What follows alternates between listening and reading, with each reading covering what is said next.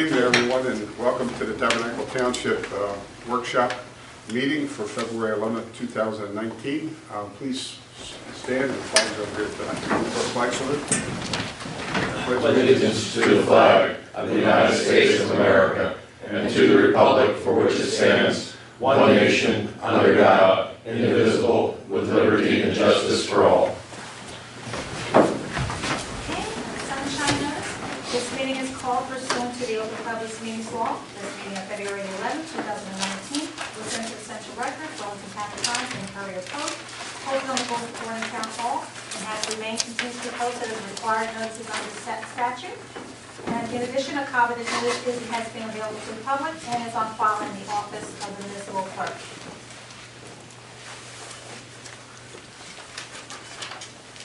Roll call.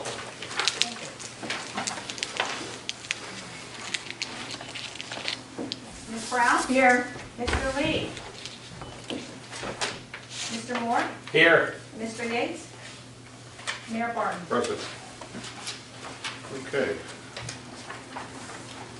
So this is a little bit of a different format since I've been on the committee, but a lot of towns do have workshops. And it's a good opportunity to have workshops as often as possible so we can discuss in public the agenda tonight with 2019.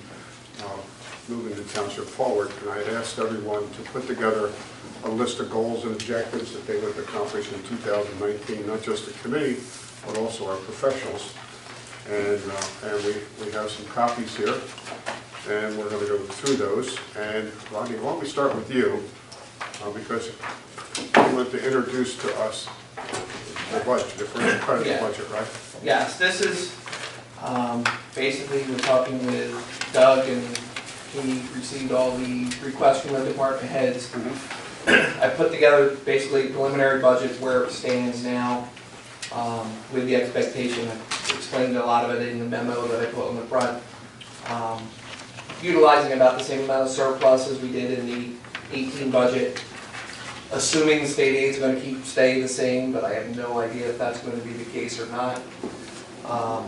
Adding some items in there for assistance with the clerk's office, digitizing records, things like that, because we need to probably get to the 21st century on how we retrieve things.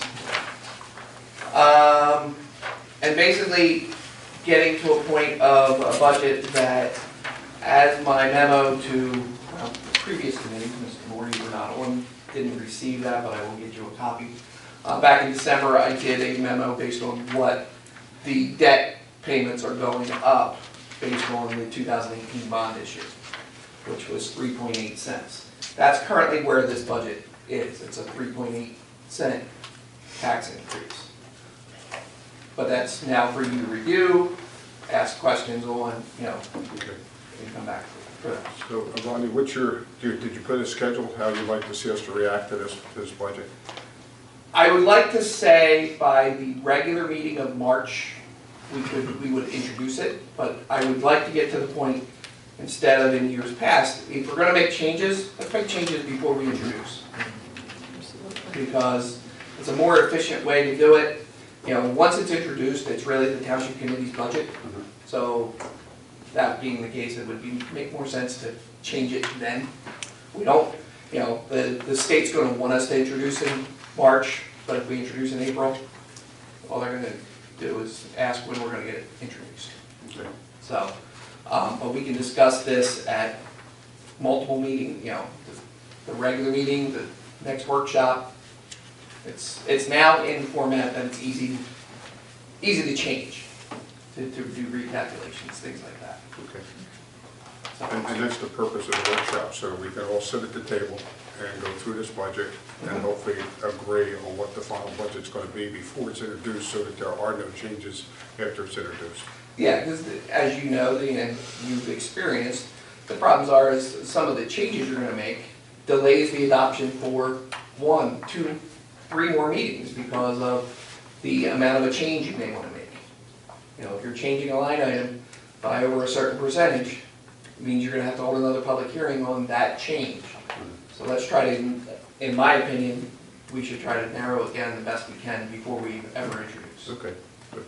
Well, thank you for putting the preliminary budget together for us, so we can all review it and observe it. Good start, right? Very good start, yes. Good work, Brian.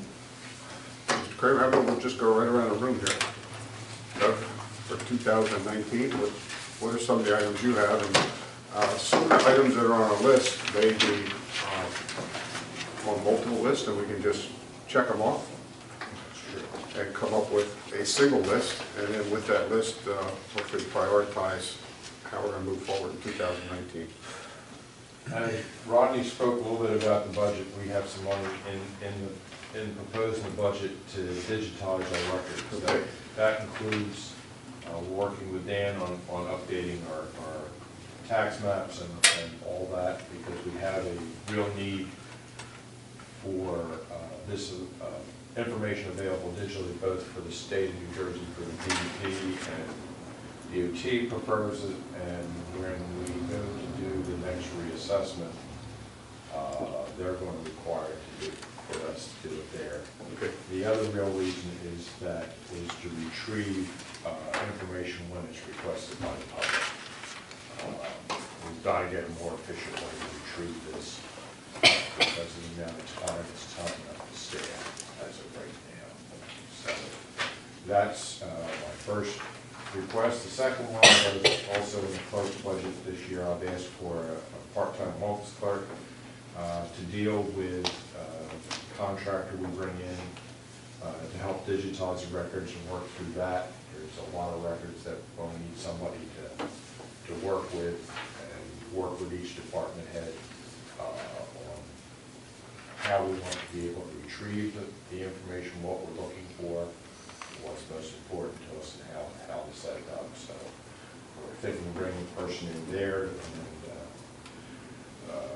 a part-time person and work with the staff as part of this, and also to help in any kind of records management and retrieval that may be needed initially. The next big thing that we're talking about, and there's some money set aside in the budget for this, is security improvements, town hall annex, DEP yard, and the emergency services building. Unfortunately, the world is changing, and our friendly, open-hearted approach to dealing with the public, while we'll still keep the spirit, we've got to temper it a little bit by how we expose our employees to the problems that are out there in the general world right now. And they're not going to all go around Tabernacle. They're eventually going to come to small towns. They have gone to small towns in other states. So I know the school districts have been doing stuff, and we've been working with the GIF and the MEL on cybersecurity, but also general overall security. So there's improvements. We've looked at some bulletproof glass in places, closing in the receptionist area so she's not exposed to anybody who walks in the door, that type of thing. Also some security cameras, at least on the outside, maybe at the entrance to some of our facilities, so we have some record. We do get some occasional hazardous material dumping outside the yard on occasion, and it would be nice to have some cameras so we could try to curb that. And tied in with this process, we need to update our phone system. We are still on copper line with Verizon. As everybody knows, Verizon's not putting any money into copper.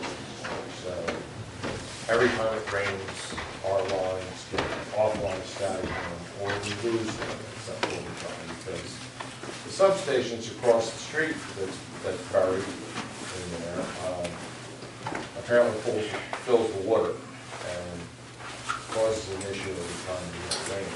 We know this year we had a lot of rain, so we had a lot of issues. So we're working with 3 companies right now to get quotes to do to IT. There is, I'm told by one of them that Verizon says they have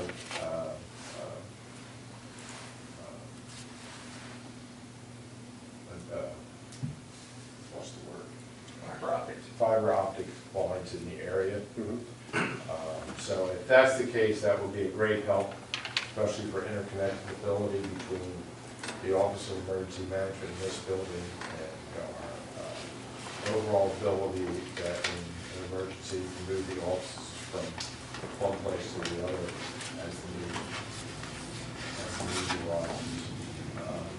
I've also asked, we've had money for part-time help in public works for a few years, and we haven't been able to do anything with that. I'd like to bring in a part-time person. We have enough projects this year that we have had to push off the back burner because we just haven't had the power to do it. So I'd like to bring in a part-time person this year. So would this be a part-time every day or seasonal? Probably 3 days a week. 3 days a week? Okay.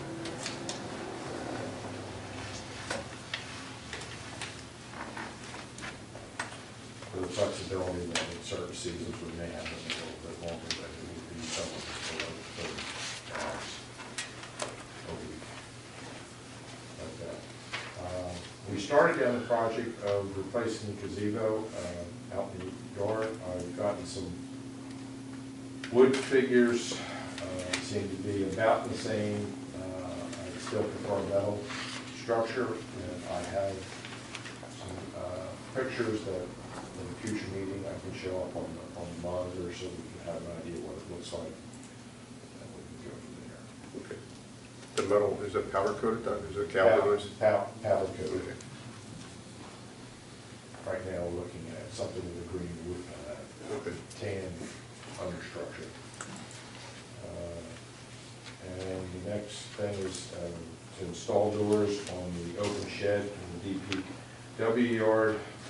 We have a fair amount of bird nesting and all the problems that gives, so we need to bring in a company to clean that out because of the toxicity of the bird dropping, and then close it back in. So, yeah. And then on projects. Okay. Mr. Boyd, Tom, will you come up here and sit with us, please? We're going to switch gears and move over to you, Tom. You had some proposals for 2019 yourself, correct? I do.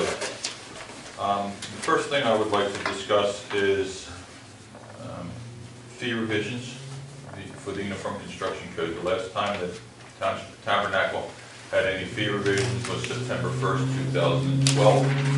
Prior to that, it was 2008. I believe you all have a copy of my proposed revisions, and I also have just a very rudimentary schematic because of the detail of it. It would be extremely difficult to go into all the direct issues. But in some of the fees that we currently have, if you were to build a new home, it would be 28 cents per cubic foot right now. The state guideline, which is basically the minimum of what most municipalities go with, is 38 cents. As you can see, I've proposed the same as the state, and Chemung is at 47 cents, so we're well below their rate there. Different type of occupancies require different rates, based on the theory that if you built an assembly or a warehouse or something like that, it's big open space, it's not as intricate. So that is reduced to 34 cents, and we've kept the farm rates. So commercial farms that have buildings built on them, i.e. storage, barns, silos, etc., are still at the same rate at which they have been since 2008. I did not propose an increase in that. The second conditions there are when you do renovations on any type of facility where it's not adding volume, but it's actual renovations. Currently, for the first $50,000 of that renovation, we charge $22 per thousand. The state recommendation minimum is $34 per thousand, and that's what I'm also recommending for that. You can see the other comparisons, and basically everybody is at that number for the surrounding municipalities. From $50,001 to $100,000, currently we're at 18. State minimum is 26 recommended, and I'm saying 28. And then in excess of $100,000, we're currently at 15, and I'm proposing 24. The next one, and these are only highlights, but is the resale certificate, which occurs at a change of occupancy for a dwelling, i.e. either a rental or a resale. I've been trying to go back into my memory bank, but it's currently at $30, and I believe that when I first started in the fire service in 1985, it was $30. So I'm proposing that we increase that to 50, which would put us in line with every single municipality surrounding us. But what I am also asking is that after the first reinspection, we institute a reinspection fee. This past week, I've been back to one house 4 times after the initial reinspection. So in order to try to cover our costs, I'm recommending that we have that. And then just as an additional item here that I put on there for plumbing fixtures, currently we charge $15 per fixture. I'm proposing 20, and everybody else, with the exception of Pemberton, is above that. So I think that that would be a nice number to go with. Okay. The details would be in the actual building and housing report itself, which is the total thing. Okay. Any questions for Tom? Mayor, is that something that we can move forward on quickly? I mean, I don't think there's anybody on the committee that has any questions or concerns about getting an ordinance to get there and get that on its way. And that would include language requiring and instituting a reinspection fee. After the first reinspection would be included. And is that any particular kind of reinspection or For the reinspection? certificate of compliance. All right, and so with the proposal that you've given, those are your recommendations for the increases, right? For the fee revisions, that's correct. And the only other addition would be to establish language for that reinspection fee, right? Did you list that on here yet, or are you just suggesting that? I'm suggesting that at this time, as well as language what we discussed previous. Yeah. Turn this over to Shooter. Yep. So is there any reason that we can't try to have that together for introduction at the end of the month? I don't have a problem with it. It's just, we're getting all this tonight, so I think there should be a little bit of digestion and we're missing But 2 if we committee have it- members. How about we draft the ordinance and just have it ready? Have it ready in advance of the next workshop, so it can be discussed in detail at the workshop, and then proposed at the final meeting in March? Is that what we're going to do? So we'll get a draft out, so it's available for consideration. It won't be on the agenda because you want time to look at it and Well, discuss and we're it. missing 2 committee members. In fairness to them, they should be able to see all this too. So, but again, to advance that, I'll put together that, and As well as, we'll get it out as a draft. as well as I discussed with Mr. Lang prior to the meeting, when the state fees go up for the cubic feet and the price per thousand for renovations, I recommend that we have language in there that would model that. So if it's an increase and we're not aware of it, that it would automatically just increase, so that we're not, as you can see, currently, we're way behind on what the recommended. What does the state call it? I'll get you the actual language. It's NJAC 5:23, subchapter 3, but I don't know this. So Tom suggested having language in the fee ordinance would keep pace with that on a, without having to come back and pass an ordinance, that it would be a minimum of what's existing or the maximum of what's existing or what's included in the state's recommendation. Correct. So if those recommendations changed over time, then the fee schedule would change over time automatically. Does anyone have an objection to that? We can explore language like that. No. So you need to identify it. I will identify that. for me. Just a quick question. Yes, I ma'am. know you're looking at an extra fee to go back and re-inspect after you've been inspected once. After the first re-inspection, so I would go out for the initial one, and let's say it failed, Okay? and I would give them the list of what failed.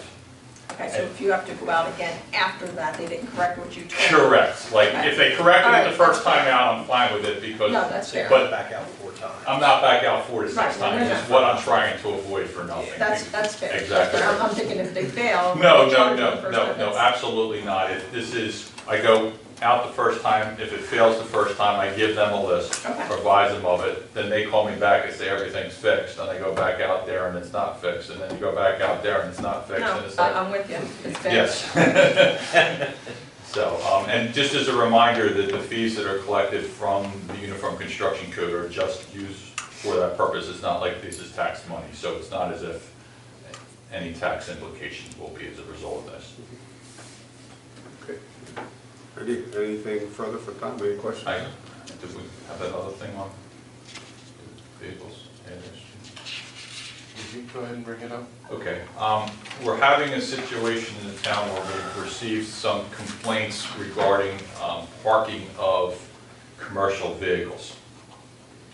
Currently, the ordinance states the gross vehicle weight is at 12,500.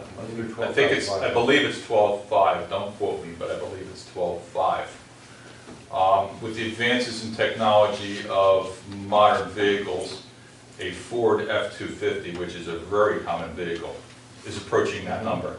Yes, it is.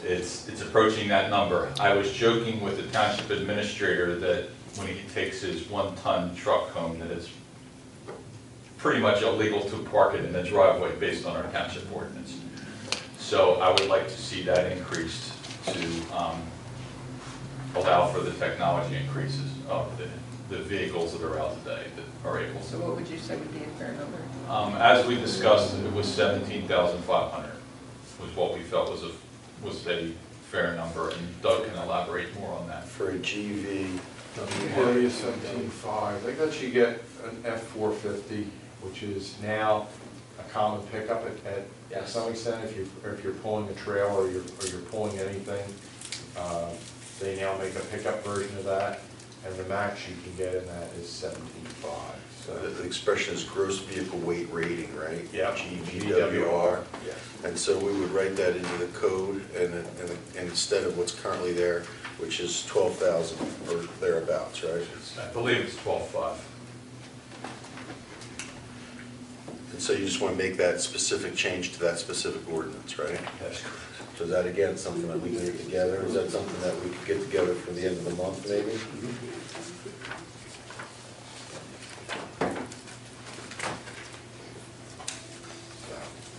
Yeah, my pickup, my 3/4 ton pickup is fine, for one of our cousins, when we exchange pickups, I bring the 1-ton truck. It is.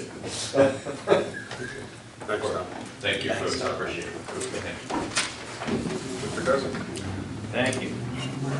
So, just the list of the projects that we're working on, we're thinking about this year. First is the 2019 road program. These are the roads that the committee approved, I think, bond ordinance last fall for, although we haven't started on that, we haven't been given the authorization to proceed. Those 4 roads, including Hawkins, Kramer, Valley Park, Sylvan Court, and some traffic calming measures on Lee Drive are what's slated for inclusion in this year's road program. Also, we have the next 3 items are all tied to grants. The Carranza Road Phase 2, which is paving the balance of Carranza Road. We're still waiting to hear on our discretionary grant application to DOT. Oakshade Road Bike Path and repaving, again, waiting to hear on the DOT grant applications that were submitted last fall.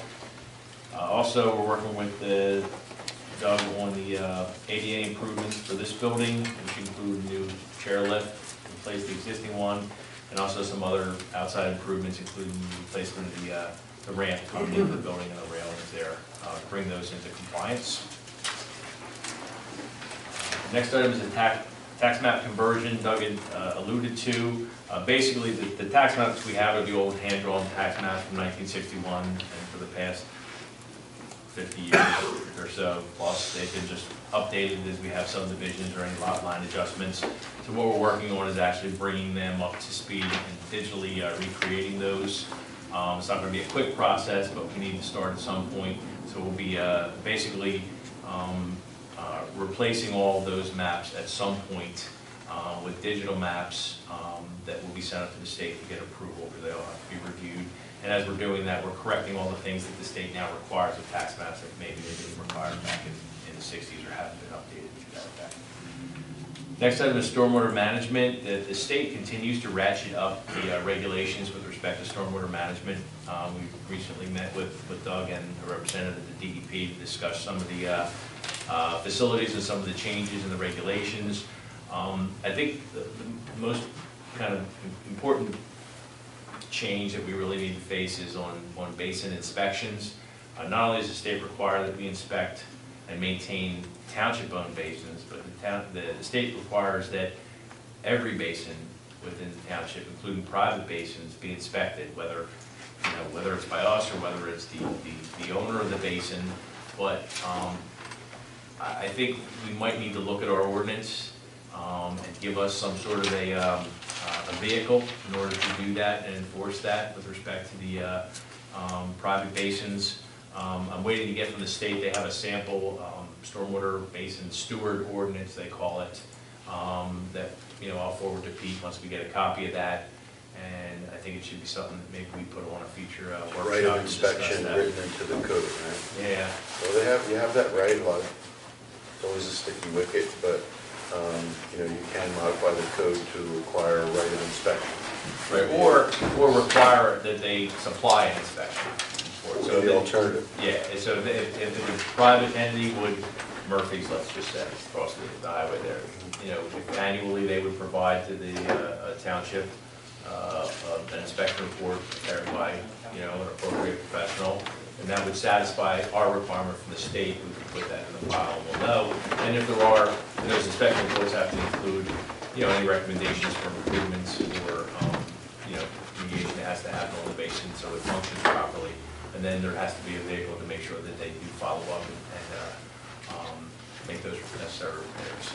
So that ordinance, they would require a private basin owner to form whatever. Maintain their basin, basically. Would they have to give us a report that you would review? They'd have to give an inspection report that would go into the stormwater management file, which is rather large, so that when the state comes down to do their annual audit, you can show them, right, here's the site, because they have a list, because we have to give them a list of every basin in every municipality, and now including private basins. And they'd be able to see that, yes, the inspection was done, and here's a copy of it, and go from there. So it's they're putting a lot of they're putting the onus on the township basically to make sure that the private entities.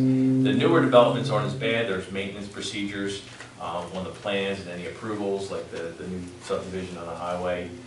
There's a maintenance plan in place that has to be that outlines what has to be done in the basins to keep them functioning properly. Pinelands now requires that, but it's some of the older ones that we have to track down and just keep an eye on.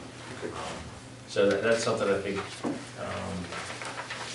needs to be discussed further in a future workshop. It's something we need to do because we have to start doing that procedure this year. Can you forward me that language? Yeah, I'll forward as soon as I get it from the. And then we'll get it on an agenda for another, maybe the March workshop, and we can keep it moving? Yep.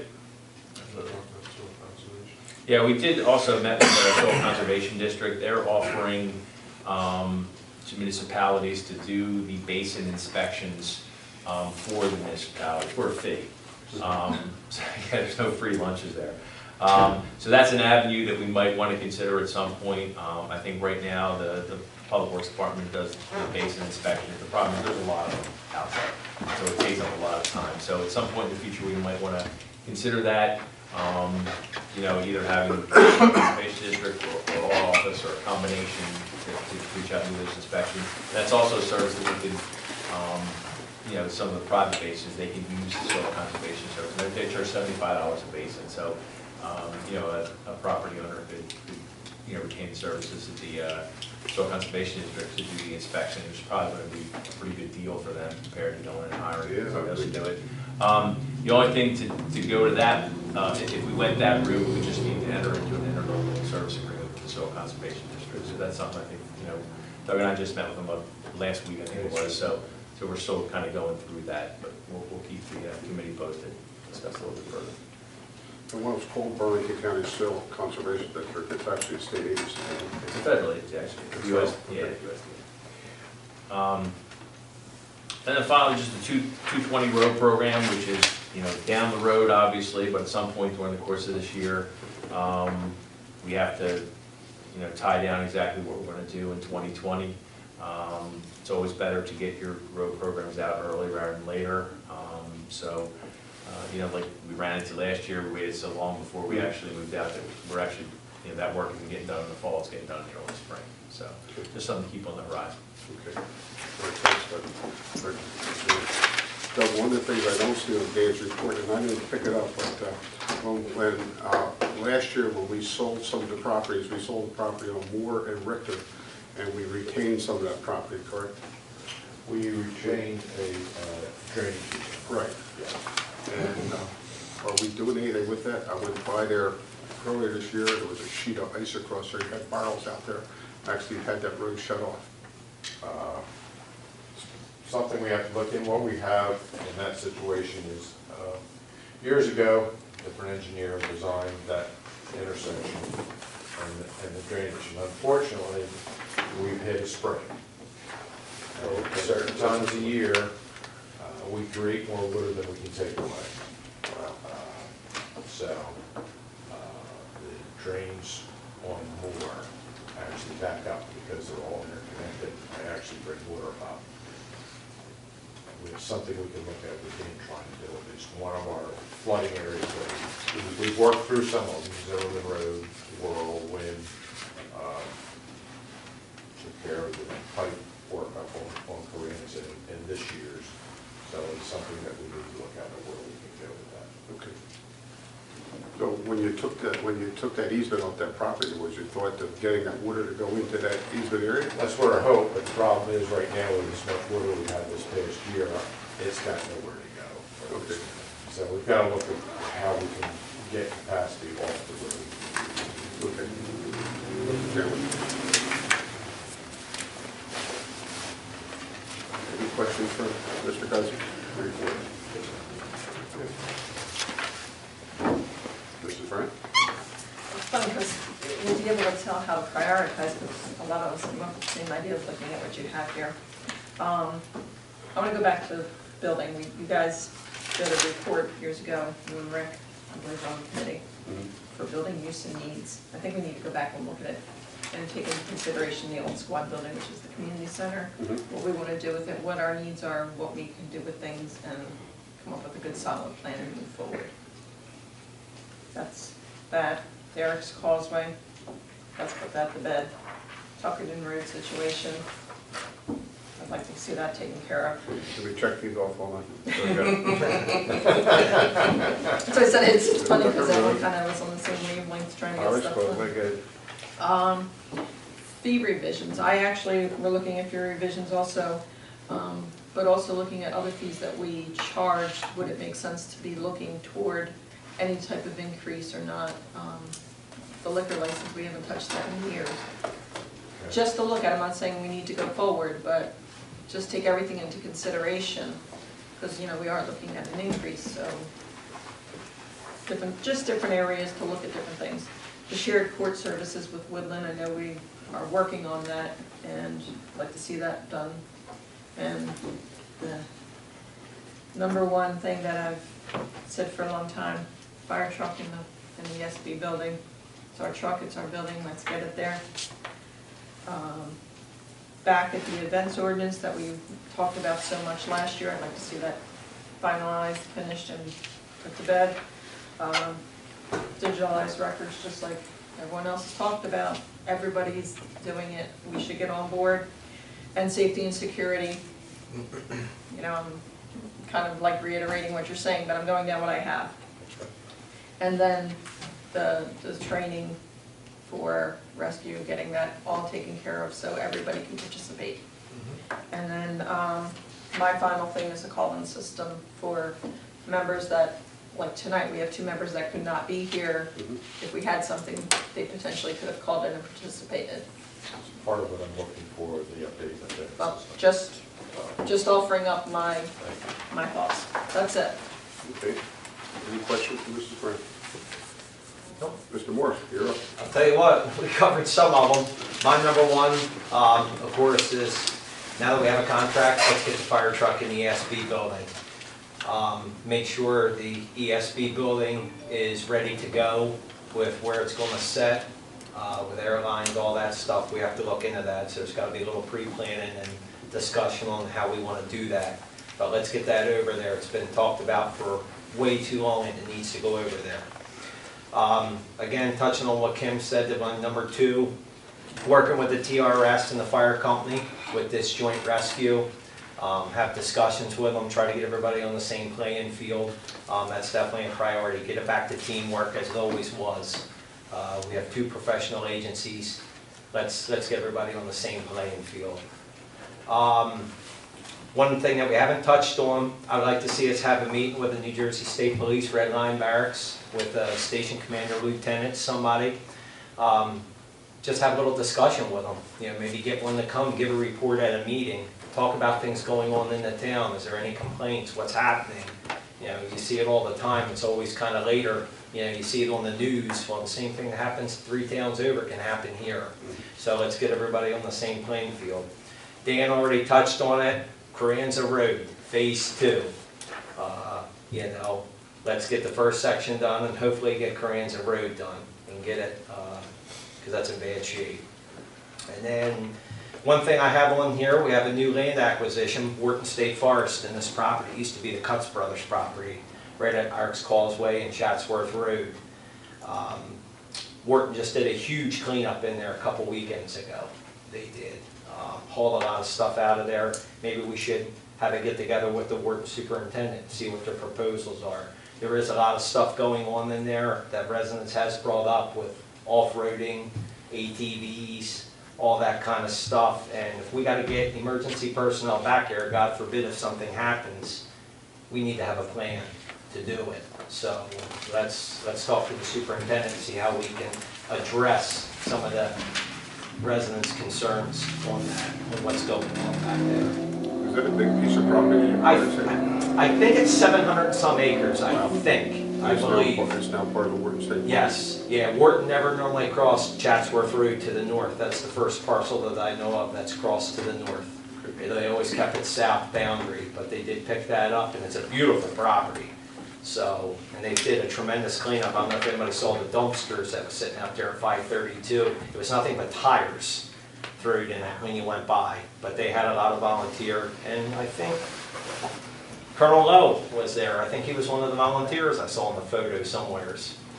So, but I think that would be good to, we have a lot of Wharton State Forests too in our township to talk to them. And that's my... And Stan, yes. I suspect you have a good working relationship with the superintendent of Yeah. ours. Yes. Okay. Yeah. So that should be a pretty easy way. That's Maybe one more bullet point I can bring up that I didn't put on my list I was thinking of. Maybe we should have a meeting at the ESB building sometime if we can, a town hall meeting. Maybe that would be a good thing. Let the public see the inside of it. Let them come in if we can do it. Possibly, it's just a thought, I'm throwing it out there. That's all I have, folks. okay, thank you. Any questions for Committeeman Moore? Okay. Peter, do you have any? Couple of things. Agenda items? I see it on the list, the events ordinance. I think that I redrafted that 3 times. The last time was a trimmed down version in order to address some of the concerns of Mr. Lee. I think that's ready. So does that need to be discussed at another workshop before we put it out there? So I'm going to ask the clerk to go ahead and disseminate the latest version in anticipation of the March workshop in an effort to put it on for adoption in the end of March. In all fairness, we did go over it several times. It went through a few different versions.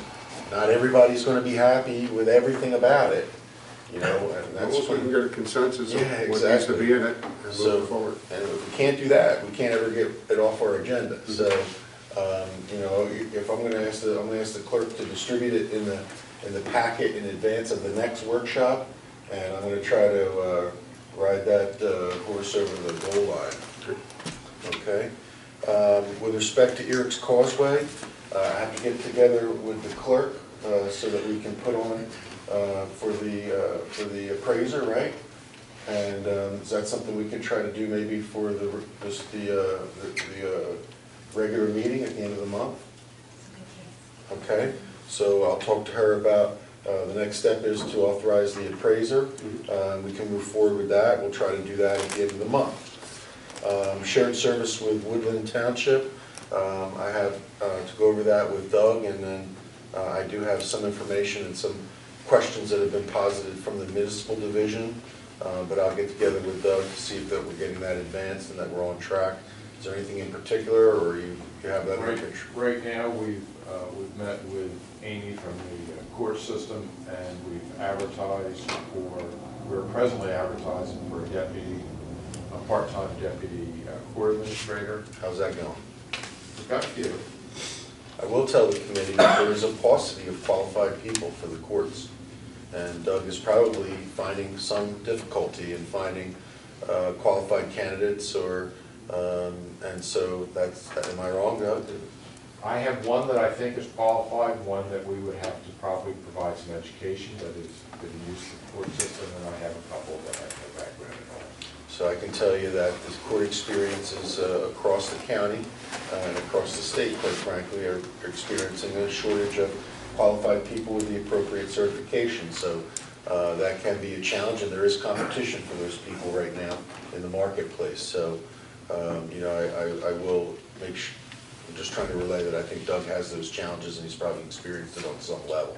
Yeah, working on a retired court administrator from a neighboring town, see whether I can convince her, and Margaret is working on another one, so. And then we have Tuckerton Road. In order to advance that, we need to know what Chemung wants to do. I think that's where we left that, to get an idea of where Chemung is on this. And probably need to speak to Sue and see what they're interested in doing or not doing about that issue. And I guess the question is, if the road has turned across another piece of private property for generations, or at least 40 years, is there a public right-of-way across that now if nobody's ever purchased it? Not without establishing it through agreement with that property owner or by a court process. Okay. So the short answer is no, there is no public right-of-way. What's on the tax maps is the public right-of-way. And so if the private property owner was to concede that and memorialize that in documentation, record an easement, then fine, right, Dan? Otherwise, it would be a prescriptive easement that if it was resisted would have to be established by a court process. So really the much easier way to satisfy the need to have that road, make that interconnect, because the last time we talked about it, you said it was important to have that emergency access when and if it is needed for the Forest Service or whatever. Oh, you're talking about Tullet Road, the old dirt portion. Yeah. All right, I'm Yeah. trying to think what he's talking about. Okay, Yeah. that was before me. Billy Pepper's garage. Yeah. Billy Pepper's garage, yes. The right-of-way goes through the middle of it. Okay. The road turns 90 Comes degrees out. at the end of it, which I thought was on his property at one point in time, and he just moved it on there, but apparently, no, I'm saying Billy did, but somebody just moved it to the neighbor's property. Okay, I understand now. Which we have now. Got me thinking, I'm scratching my head here, Tuckerton Road, okay, I know where you're talking But about. there's a large group of acreage there in Chemung Township that you would only have access from one end at one point in time. Yeah, yes. So if the goal is to make sure that that access is there from an emergency standpoint, then we need to know whether or not Chemung shares that desire, and if so, are they going to cooperate with us in trying to establish that either through voluntarily coming up with a solution with the private property owner or potential litigation to reestablish that. It's a question of what is its utility, and you know to what extent are you willing to go to, but one way or another, we want to move to a conclusion one way or another, right? Absolutely. So I'm going to ask Doug if he could speak to Sue and see what their interest is, if he could talk to her and see if she can poll her committee and see if they're aware of the issue and whether or not they join in, I think, Doug's belief that it ought to be available to the public for emergency purposes. Sammy, what are your thoughts on that? Yeah, I mean, if all two entrances and exits, one on each end, it's definitely a lot safer, especially there, it's gonna be a forest fire. Well, that's what I'm saying for forest fire fighting purposes, right? Yeah. Which is why it was probably used as a class 4 road or whatever for the last however many decades in any event, right? And that block of woods goes from there all the way through to Hampton. That's probably one of the biggest unbroken tracts of Wharton State Forest there is without designated roads in the middle. I think Rodney would agree with me. That's pretty large. Yeah. I was gonna say, there's one road Parkway, but I don't think that goes in very far, does it? About halfway across, there's a road. Where's that? About halfway across between Fork Neck Road and where that comes out and meets. Yeah, behind Fred Ott's used to be an old road, but There's no road. that's overgrown now. I haven't been back there Yeah. in 15, 20 years. Does, do you think, Parks Bridge. Sorry. no, go ahead. Go ahead. Do you think it's a good idea for you to write their administrator a letter so that, you know, we get a concrete answer, that we get some type of response? To write a letter and say, hey, this is the issue as we've identified it. You know, our options are to approach the private property owners and have a reconciliation, which I think is going to be interesting. Or, you know, establish the right-of-way, you know, in whatever way is necessary through the court process. Or the option would be to go to the private property owner that received the right-hand turn and see if they want to voluntarily allow the easement. But if we don't move on any of those fronts, we're never going to move this off square one, so.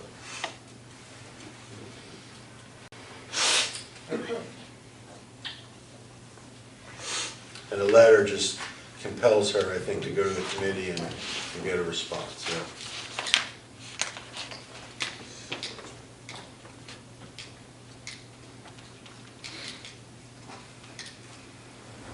Anything else, Peter? No, sir. Okay.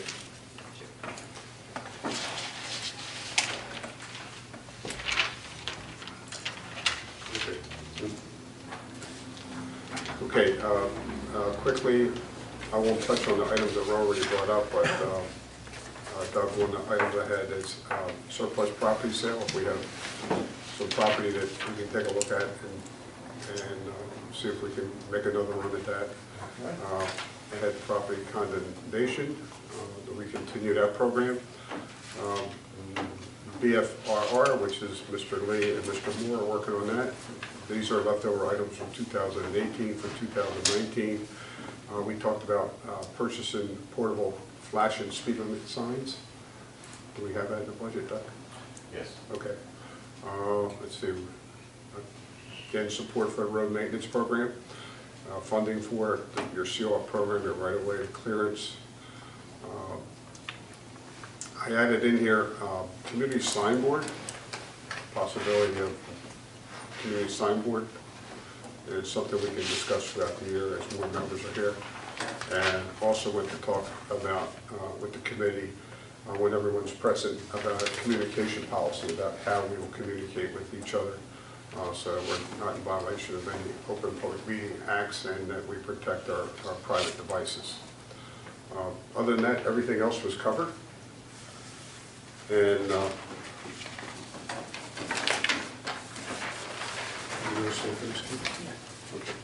okay. Motion to close the workshop session. So moved. Second. All in favor? Aye. Aye. Okay. At this time, we're going to go into closed session.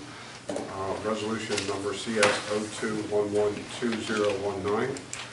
Two matters. One is a matter related to litigation and attorney-client purposes, Brooks versus Tabernacle Township.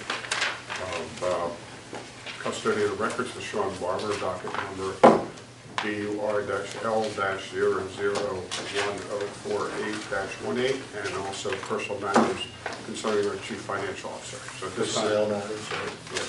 So just so it's clear, yeah, just so it's clear, the motion for executive session is to discuss the ongoing litigation in Fran Brooks versus the Township of Tabernacle, BUR-L-14818, and to discuss personnel matters as they concern the chief financial officer. Is that correct? That's correct. And has the chief financial officer been given a rights notice in anticipation of this? Okay, good. All right, very good. A motion? I make the motion. Second. Okay. Roll call? Ms. Brown? Yes. Mr. Moore? Yes.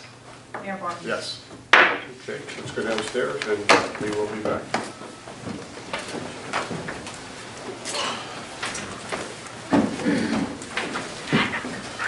Hey, baby.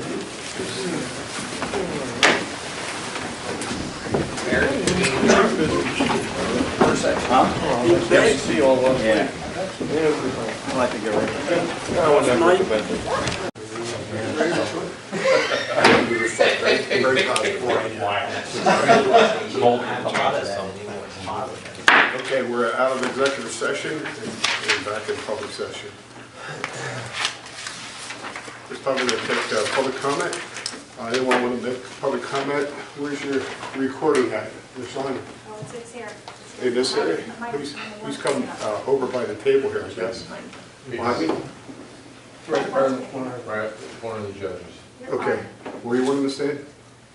Right here? Okay. And state your name, address, and you have 3 minutes to comment. Mr. Brooks? Thank you. It's right here. Where should I stand? Right there. Mr. Stewart Brooks, Rosemary Road, good evening. The 2 comments. One, and on here I'll just dovetail on a comment that Mrs. Brown made, that there were 2 people absent, and because of that, discussion of an ordinance was postponed. And I wonder if, I'm asking if the policy of the committee has changed towards how you handle things when you're short-handed. Because today there are 2 people missing and you didn't handle things. And in the past, you've always not handled things, especially important things, when you were short-handled. Yet, for the release of Arch Wisdom, accepting his resignation and deciding not to handle his rescission of that handled a short-handed committee. And the approval of the TRS contract, that you also handle with a short-handed committee. So I'd like to know what your policies and practices are, because they've been changing a lot lately. Will I get an answer to that now? Give us all your comments. All right, the other comment I have does regard the TRS contract.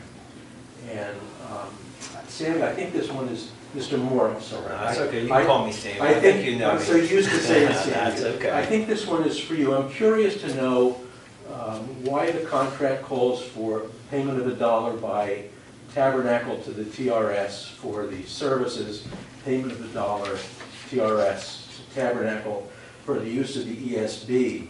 Why are those $2 changing hands when the real meat of the money is the billing revenues at roughly $250,000 to $300,000, and that's not even discussed.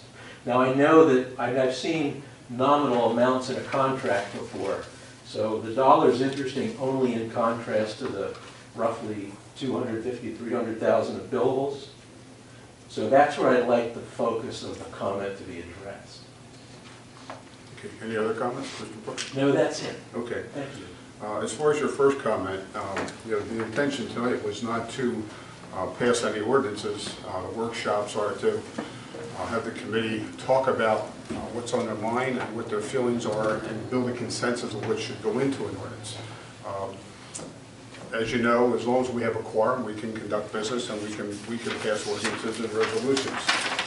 As a courtesy, we have in the past tried to wait until we had 5. But as you can see, since we had that vote for Mr. Liston, we have not had 5 since that point in time. And if we had waited for 5, we would still be an open item that we would be carrying. So, it's at the pleasure of this committee whether we're going to conduct business with 3. As you heard tonight, there's only 3 of us, and it's always beneficial to have 5.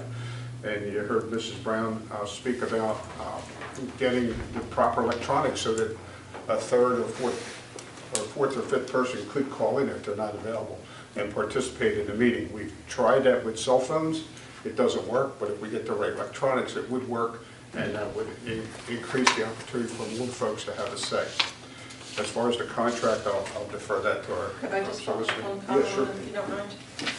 The only reason I mentioned about holding comment, or holding going forward tonight is, we were absent 1 member each of those meetings. Tonight we're absent 2 members. So I think with 2 members being absent, it's fair to let them have a little bit of say and let them participate in that ordinance. We're not stopping it from going forward, it's being prepared, who's gonna get it together, get it out to us, but at least it goes forward and they get an opportunity to make comment on it without us moving forward, without their feedback. Because like I said, at those other meetings that you referenced, there was only one committee member absent. Stuart, going ahead with the dollar, I had that question as well, but I would like to defer that to Pete because he explained it to me, the dollar between both. Well, as I said, I sort of understand the dollar because I've seen nominal payments recited in a contract before. What's really important is the contrast of the dollar. It's the $200,000 to $300,000 that's not in the contract, and that's the meat of the question. Why was that not addressed in the contract? Well, when I got the contract itself, I was kind of midstream, or a lot of it was already there when we worked on it, and I took it from there, with the negotiations through Peter, with TRS, and went there with it, what was there. But the dollar, that's, I guess, the language, correct, Pete, for the reason why it's there, the way he explained it. Just cements the fact that there's a quid pro quo. Lawyers like to have that, so that it's obvious that there's a promise and exchange of promises. Anyone else in the public have comments? Mrs. Brooks?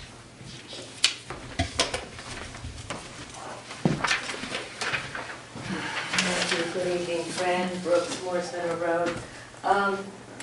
I'm referring to an email that was sent by Sue Honorato, who is the Chemung Township clerk and administrator, I believe. She's the custodian. This was sent on Friday, February 23rd, 2018, at 3:08. And it is regarding Carranza Road. And it's regarding the first phase of Carranza Road.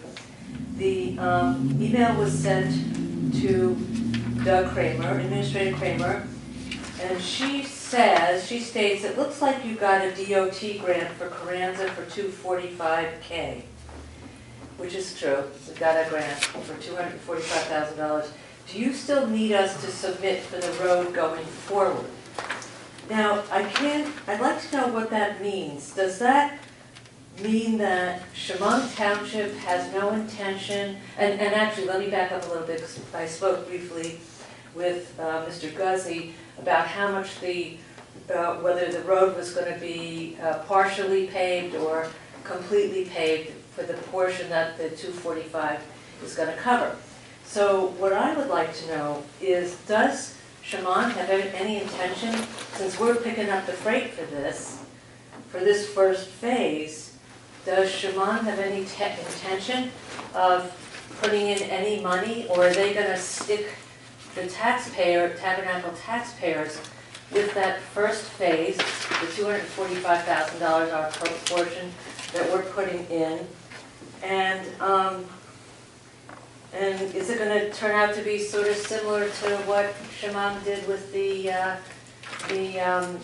sticking Tabernacle residents with the billing for ambulance services in Chemung Township?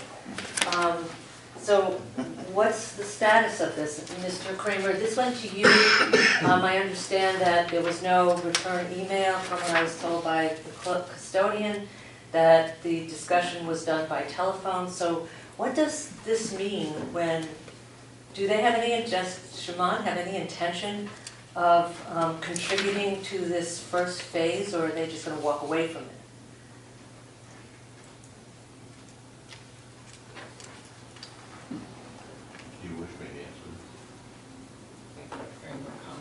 It sounds like something that Chemung could probably answer better than us.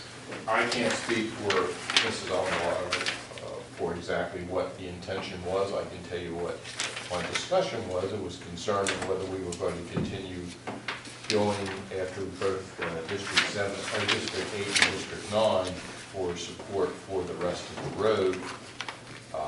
We have discussed with Chemung about moving their grant over in a future time to do the balance rather than divide up. We've submitted the grant with their approval, but none of their contribution and none of their grant availability. They had earmarked their grants for the next 2 years different projects. We talked about the future grant being used if the state overall grant that we proceed under your requesting, actually, that we do something quicker than what my original plan was to do it over a 3-year period with state money, and try to get Shimon to pick up at least one of those tabs and when we were doing that. So through the efforts of this committee and Shimon's committee and District 8 and District 9's involvement, we met along with the Correctional Justice Department and people from there to try to get all the players who would benefit from this road being done.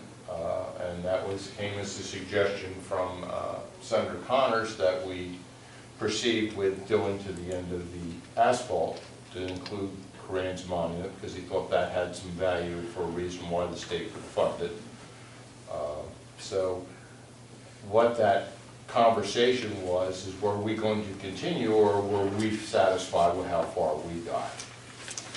There was no evidence that they weren't going to continue.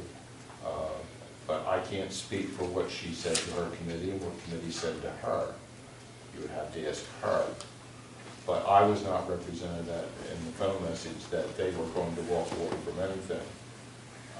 But that's where I have it, and they're not going to repay us our portion of the grant. The intention was for them to apply for a grant down the road if the overall Assembly and Senators supported request for funding fails for any reason, or whether it continues or whether they give us over a number of years. State has a habit of looking at a project and funding it over smaller amounts over a number of years, so I'm not expecting to get state grant money to go all the way to Coran's monument at one time. I imagine we'll get it over 2 or 3 years to do sections as it is, if they perform the way they have done in the past. I could be completely wrong, and they could say, no, this is important because of Coran's monument, because of the Justice Department's facility that's in Chemung off of it, that we need to get this done. It could be that they actually found somebody in the Department of Transportation that agrees with me that it's still their road, that we never were, they never approached Chemung about taking over their half of it. They've only approached us, and that was through word of mouth when I first came here, through the former clerk, what had occurred, and that we hadn't accepted because they hadn't finished paving it. They had just put base coat down. So I don't know the reason why, the reasoning for what the state will support and what they won't. We're continuing to try to encourage our legislators to support that, but I have not seen the list of what's out there. And when was the, thanks for that explanation, when was the last time anyone from the township, representing the township, contacted the legislators and asked them to contact DOT to at least get a status report and impress upon DOT how bad the road really is through Moore's Meadow? I'm going to say in September, when we submitted the grant, we made sure that the representatives were still on board with it. And at that point in time, everybody was still in agreement. I have not talked to Senator Connors' office for a while, but it's something that we'll probably do again, just to see where it is. It would be helpful.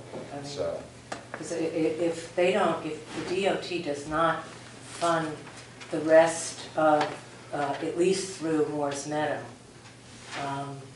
we're going to be living, is your intention to file a grant application every single year till DOT decides that it's going to at least repave through Moore's Meadow? that was my original intention, but it was not satisfactory to you at the time, and you wanted it that year completely.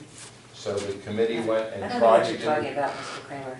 I Be didn't precise. think you, I Are you didn't talking think you would. about possibly using bond money that, you know, Well, we've only waited 35 years to get the road paved, but you're using bond money Mrs. Brooks, to please wrap up repave your roads that have been previously paved. So I don't know what you mean when you point the finger at me. You should be more precise about that. I don't think it's unreasonable of any resident from Moore's Meadow to say, hey, maybe you should take some bond money and finish through Moore's Meadow so that we have a decent road after 35, 38 years. That's all I'm saying. Thank you Okay, very much for your time. Anyone else from the public have comments? Mr. Love? You stand here or stand down there? We'll stand Here out for here. 47 goes. Colonel. I got, I have, Name and oh, address. William first, Lowe, 2480 Acre Drive, Tabernacle. please. Thank you. I've got two comments and a question. The first is, I like to see this, this format. When I first started here 14 years ago, back in the day, that's the way Mayor Brown handled it. And we used to sit around the table, smoke, joke, and tell lies, and figure out how things are going to be. I think that there's some value for us, me, to sit and watch you guys talk about this stuff, especially if we can get included into the discussion, which is one of the other things that Mrs. Brown used to do a long time ago. The second thing is about the contract. I'm impressed that you got a contract. And I didn't even worry about the dollar. I looked at all the other stuff. I would wonder how much money the squad is going to be picking up out of their vast sums to pay for all those other costs that the township residents are not going to have to pay for. They're going to have to pay for their own equipment. They're going to have to pay for maintaining the building. They're going to have to pay for their insurance, their fuel, all the rest of that. That's all a burden that taxpayers don't have to get. So I think somewhere along the line, it starts to balance out someplace, and I think we've got a good deal out of it. The question, and it goes back to my Sequoia. And I guess the question is the committee going to go out and try to do a referendum or something like that to see what the residents of the township think about that? Or would it be okay with you? I'm going to do a petition anyway. So I thought I could do two petitions at the same time. And I could do a petition to see if I can get it on the ballot, if that's what you'd like. I don't think I'm empowered to go talk to the school board. However, I think that some kind of referendum that addresses the issue would be directed at both the township and the school board. I know the school board is faced with a $50,000 plus or minus white elephant that they've got, so I know it's in their best interest to try to get rid of it. I don't know if it's in the best interest of the township, if the school board got rid of it, what they would do with it. Looking at the township plan on what we want for facilities, we know that the community center, the old squad building is a dog, and we're going to get rid of it somehow. And then we can get rid of the land too, I guess. So it just seems to me that there's a quid pro quo in there someplace. And so the question is, are you going to go out for a referendum as a committee? Or do you want me to just proceed with a petition to go to the clerk to see, to the county, I guess where it goes. I haven't figured the whole process out yet, but I'll figure it out. And do a petition that way, since I'm doing another one anyway. So that's a question and comment. Thank you very much. To answer your question, Colonel Love, I can only speak for myself. I'm not in favor of a referendum for the school. I think the proper way would be to approach the school board and find out what their intention is with that property, because they do own the building. We don't own the building. They did make a proposal to us to purchase the building along with the water treatment system, which by consensus we denied. What their next step with that building is, I have no idea. Whether they're going to market it, whether they're going to put it with a realtor, become a commercial business, something, or what their future intentions are. But it's their building. It would be their decision, and I would encourage you to talk to them and find out what their plans are for the building.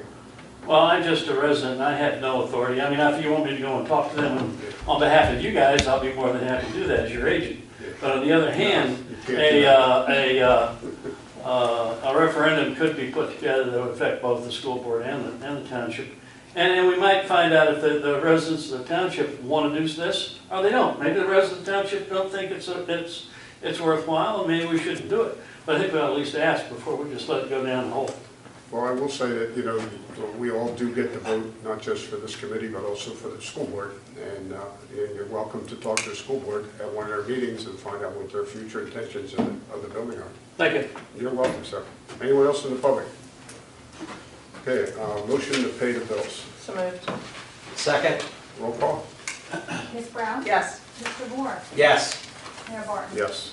Motion to adjourn. So moved. Second? All in favor? Aye. Thank you, everyone. Have a great evening.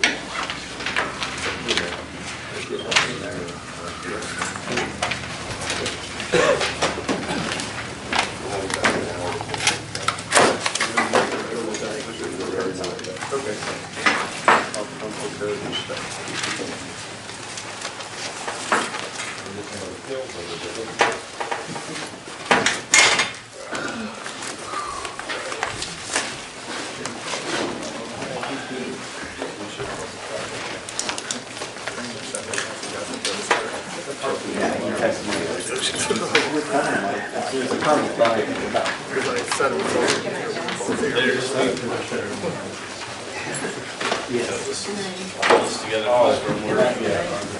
Good night. Be careful on the pavement. Mark got that. Are you working on the private one right now? Well, I'm not a member.